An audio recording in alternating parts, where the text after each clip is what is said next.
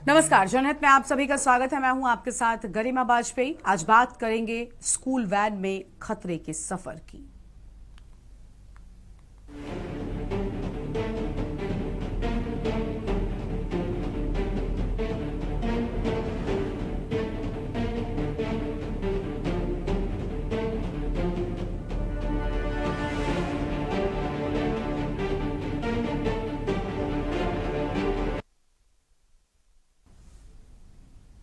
हर सुबह लाखों माता पिता अपने बच्चों को इस भरोसे के साथ स्कूल भेजते हैं कि वो सुरक्षित घर लौटेंगे।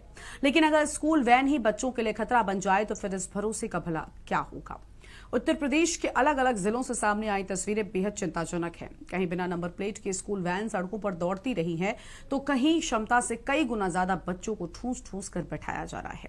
सवाल सिर्फ नियमों के उल्लंघन का नहीं, बल्कि मासूम बच्चों की सुरक्षा और उनकी जिंदगी का भी है। आखिर स्कूल प्रबंधन नियमों को ताक पर रखकर बच्चों की जान से खिलवाड़ क्यों कर रहा है? परिवहन विभाग की निगरानी कहां है और किसी बड़े हादसे के बाद ही भला कार्रवाई क्यों होती है? जनहित में आज इसी बड़े मुद्दे पर होगी चर्चा, लेकिन उससे पहले आपको दिखाएंगे एक रिपोर्ट। ताक पर नियम, दांव पर बच्चों की जान। स्कूल वैन या चलता फिरता खतरा। बिना नंबर प्लेट बेखौफ दौड़ती स्कूल वैन। क्षमता से ज्यादा बच्चे, कौन जिम्मेदार? स्कूल वैन की सुरक्षा पर बड़ा सवाल। हर दिन हजारों बच्चे स्कूल वैन से अपने स्कूल पहुंचते हैं। अभिभावकों को भरोसा होता है कि स्कूल प्रबंधन उनके बच्चों की सुरक्षा का पूरा ध्यान रखेगा। लेकिन कानपुर देहात के मैथा ब्लॉक से सामने आई तस्वीरें इस भरोसे को झकझोर देती हैं। आरोप है कि क्षेत्र में कई स्कूल वैन बिना नंबर प्लेट के ही सड़कों पर दौड़ रही हैं। निजी वाहनों से छात्रों का परिवहन कराया जा रहा है और सुरक्षा नियमों की खुलेआम अनदेखी हो रही है। ऐसे में अगर कोई हादसा हो जाए तो जिम्मेदारी किसकी होगी? उधर बाराबंकी के रामसनेही घाट से सामने आई तस्वीरें और भी गंभीर सवाल खड़े करती हैं। यहाँ एक स्कूल वैन में क्षमता से कहीं अधिक बच्चों को बिठा कर ले जाया जा रहा है।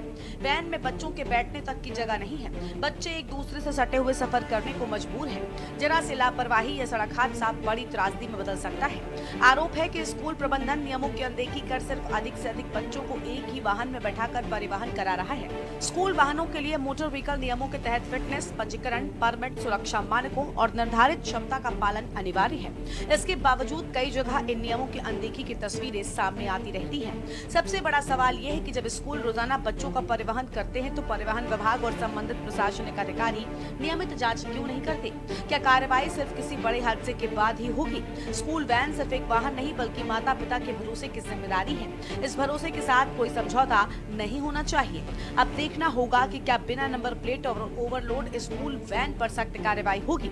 क्या बच्चों की सुरक्षा सुनिश्चित करने के लिए विशेष अभियान भी चलाया जाएगा। ब्यूरो रिपोर्ट, के न्यूज इंडिया।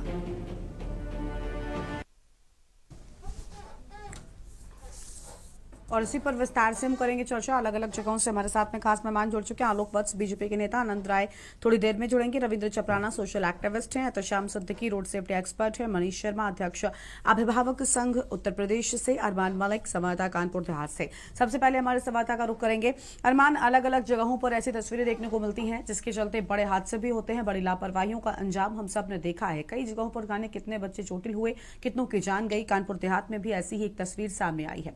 बिना नंबर प्लेट के एक स्कूल बस, 22 सीटर बस जिसमें 50 बच्चे लगभग भरे जाते हैं, हम सब ने वो तस्वीरें सड़क चलते बड़ी आसानी से देखी होंगी। आखिर इन सब पर कोई एक्शन, कोई कार्रवाई क्यों नहीं होती? जी गर्मा जी, बिल्कुल। अगर बात करें कानपुर देहात की, तो कानपुर देहात में बेखौफ जो स्कूली वैन है वो धड़ल्ले से चलाई जा रही। आज इसमें ना ही तो नंबर प्लेट है, और जिस तरीके से अगर देखा जाए तो जो 30 सीटर की जो गाड़ियां हैं, 50 से ज्यादा अधिक जो छात्र छात्रा हैं उनको लेकर ले जा रहे हैं। जिस तरीके से कानपुर देहात में जो एसपी है सदा नरेंद्र पांडे, वो लगातार सड़क सुरक्षा को लेकर एक अभियान चला रही है। वो अब जो अभियान है वो साफ तरीके से एक टूटता हुआ नजर आ रहा है कानपुर देहात में। अगर बात करें तो कानपुर देहात में ऐसे कई स्कूल हैं जहां पर अभी भी जो प्राइवेट गाड़ियां हैं, प्राइवेट गाड़ियों को बच्चों को लेकर जा रहे हैं, और लेकिन उनके साथ में जान माल का भी खतरा है। लेकिन ऐसे में उन स्कूलों पे कोई कार्रवाई नहीं होती, जब मौके पर जब आरटीओ वहां जाते हैं जांच पड़ताल के लिए, तो जो स्कूल के संचालक है उन गाड़ियों को गायब कर देते हैं। जी वर्मा जी। मुझे है ना, मैं नहीं कर ठीक है, चलिए और मैं मनु का रुख कर लेती हूँ। हमारे साथ में भारतीय जनता पार्टी के नेता हैं आलोक वत्स जी। आलोक जी, बहुत स्वागत आपका। आलोक जी, क्या कहना चाहेंगे? ओवरलोड स्कूल वैन, इन पर कार्रवाई क्या हादसों के इंतजार के बाद होगी? क्या हादसा हो जाने के बाद ही एक्शन लिया जाएगा? तस्वीरें टीवी स्क्रीन पर लगातार हम आपको दिखा रहे हैं। 22 सीटर बस में लगभग 50 बच्चे भरे जा रहे हैं। वैन में एकदम जैसे पशुओं को भी ऐसे नहीं भरते वैसे बच्चे भरे हुए हैं। ठीक तरीके से बच्चे खड़े भी नहीं हो पा रहे हैं। ये स्थिति है। क्या किसी हादसे का इंतजार हो रहा है? परिवहन विभाग आखिर क्यों सो रहा है?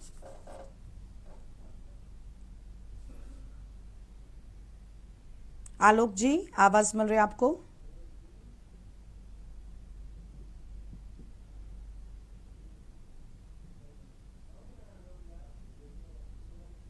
आलोक जी, आपको आवाज आ रही है? आपको मेरी आवाज आ रही है? जी बोलिए, बोलिए सर।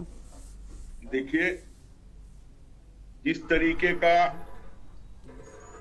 ये जो फोटो वगैरह दिखाई दे रहा है, इससे ऐसा लगता है जैसे वहां के नियमों का कोई भी पालन नहीं हो रहा है चल रही और बेखौफ ये वाहन सड़कों पे दौड़ रही हैं। लाइव चल रही लाइव। बच्चों को भी ठूस कर भरा जा रहा है, बिल्कुल, जो भी मानकों के अगेंस्ट है। इसका मतलब वहां का प्रशासन बिल्कुल ही आंख मूंद के काम कर रहा है।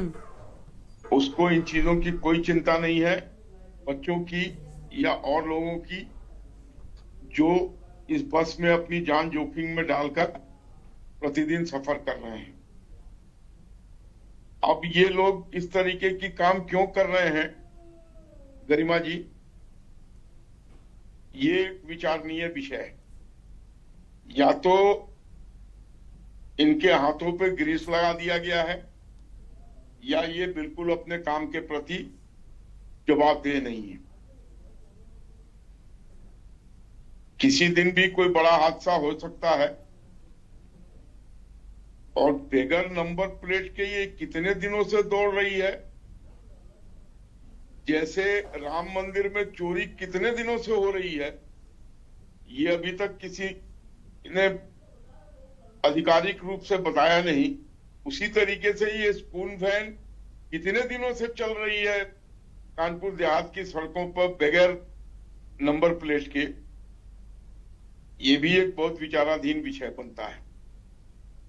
वहां के जो भी संबंधित अधिकारी हैं, अगर उनमें से कोई भी ये डिबेट देख रहा है, उनसे मेरा अपील है कि त्वरित कार्रवाई करके इस सारे वाहनों को जब्त कीजिए और वहां पर सुचारू व्यवस्था लागू कीजिए,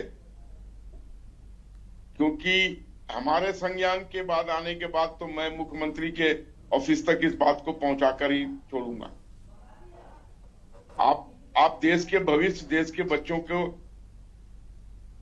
दांव पर लगाकर स्कूल नहीं चला सकते।